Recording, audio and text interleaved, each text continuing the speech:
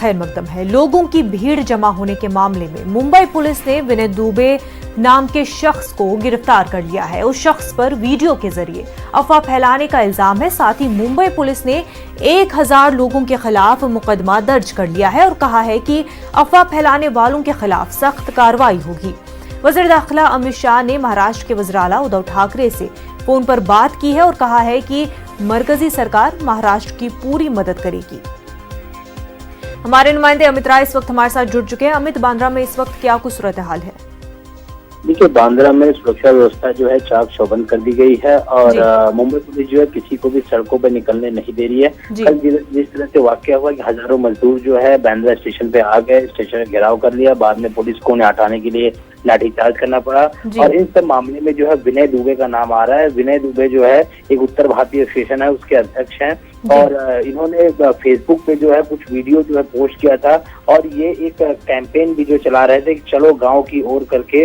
और इसके साथ वीडियो में उन्होंने आह्वान किया था कि जिस तरह से उत्तर भारतीय है, बिहार के रहने वाले लोग हैं जो मजदूर परेशान है, उन्हें सरकार को जो है उनके घर भेजना चाहिए क्योंकि वो यहाँ रह नहीं पा रहे, उनके पास पैसे नहीं, खाने के लिए रहने के लिए छत नहीं है। तो अगर सरकार जो है नहीं इन्हें मदद करती है तो ये इन्हें पैदल जो है यूपी बिहार तक लेके जाएंगे। कई सारी बसों की बात की गई थी, 60 बसें भी रखी गई हैं ले जाने के लिए। और इन्होंने ये आह्वान किया था कि 14 को लॉकडाउन खत्म नहीं होगा तो 15 को सारी सुविधाएं की जाएंगी। उसके बाद 2 दिन पहले भी एक वीडियो पोस्ट किया गया, उसमें ये कहा गया था कि सरकार बिल्कुल शुद्ध नहीं ले रही है, तो ये इन्हें पैदल ले जाके सारे मजदूरों को जो है पहुंचाएंगे उनके घर तक। जब ये पूरा वाकया का बांद्रा में उसके बाद से इनकी वीडियो की जांच हुई, उन्हें ये नवी मुंबई में रहते हैं, नवी मुंबई पुलिस ने इन्हें हिरासत में लिया, मुंबई पुलिस को जो सौंप दिया। देर रात जो है इनकी गिरफ्तारी हुई है और धारा 117, 153 ए, 188, 269, 270 के तहत इनकी गिरफ्तारी हुई। और इनपे जो धाराएं जो है लगाई गई हैं वो धाराएं भी जो है काफी सजग जो धाराएं लगाई गई है और खुद गृह मंत्री ने जो है जांच के आदेश दिए हैं। और जो धाराएं लगाई है उसमें यह है कि creating violence between community, lockdown को तोड़ना, स्प्रेडिंग इन्फेक्शन, भीड़ को इकट्ठा करना अपने भाषण के थ्रू और इन्फेक्शन फैलाना, महामारी फैलाने से रोकना, ये सारी धाराओं को जो विनय दुबे पे लगाया गया। और आज कुछ ही देर बाद जो विनय दुबे को कोर्ट में प्रोड्यूस किया जाएगा। जी अमित, ये जो सारे माइग्रेंट वर्कर्स हैं ये वहाँ तक आने पर क्यों मजबूर हुए? क्योंकि इंतज़ामिया लगातार दावे कर रही थी कि तमाम तर जो सहूलियात है वो मुहैया कराई जा रही है वर्कर्स को, लेकिन क्या जो खाने पीने की चीज़ें और दीगर जो अशाए ज़रूरिया है वो उन तक नहीं पहुँच पा रही थी? देखिए, राज्य सरकार और केंद्र सरकार साफ तौर पे कह रहे हैं कि हम लोगों तक जो है खाना, रहने की व्यवस्था सारी कुछ कर। कल हमने देखा कि देर रात को 8 बजे करीब जो है उद्धव ठाकरे ने भी जनता से संवाद किया। उन्होंने कहा कि ये जो दूसरे राज्यों से आए हुए लोग हैं वो यहीं पे रुके, इनकी रहने खाने पीने की व्यवस्था जो है केंद्र सरकार और राज्य सरकार ने की है, बिल्कुल कोई ना आए, किसी के बहकाव में ना आए।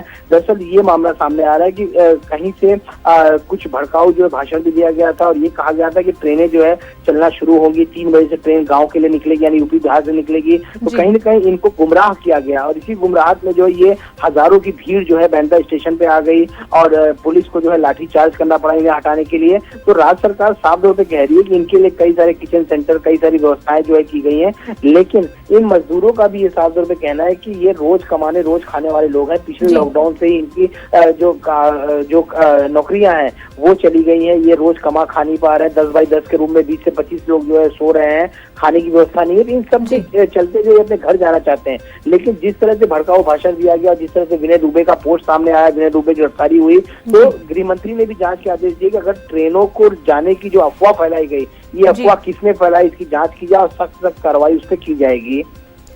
तो अमित, क्या अब ये भीड़, वर्कर्स की भीड़ जो है वो मुतमईन हो गई है सरकार के दावों से और उनके जो वादों से?